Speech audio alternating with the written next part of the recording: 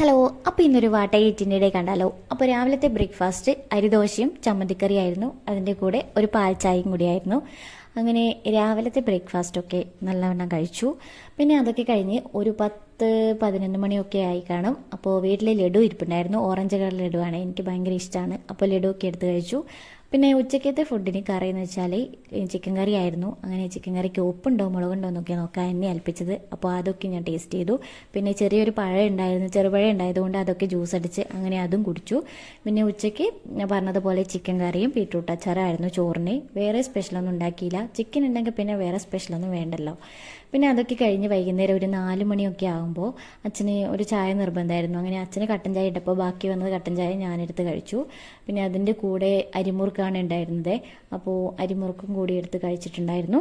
സാധാരണ ചായൻ്റെ ടൈം 7 മണിയായിരുന്നു. അപ്പോൾ അച്ഛന് 4 മണിക്ക് ഒരു ചായ വേണമെന്ന് പറഞ്ഞപ്പോൾ അങ്ങനെ ഇട്ടതാണ്. അങ്ങനെ 7 മണിക്ക് നമ്മുടെ സാധാരണ ചായ വന്നു. പാൽ ചായയും പിന്നെ മിക്സ്ചറും ആയിരുന്നു ഉണ്ടായിരുന്നത്. അത് കഴിച്ചിട്ട് പിന്നെ രാത്രിയായപ്പോൾ ഉച്ചക്കത്തെ ഫുഡ് തന്നെ ചോറും ചിക്കൻ കറിയും തന്നെയായിരുന്നു. അപ്പോൾ ഇന്നത്തെ ദിവസം ഇത്രയേ ഉള്ളൂ.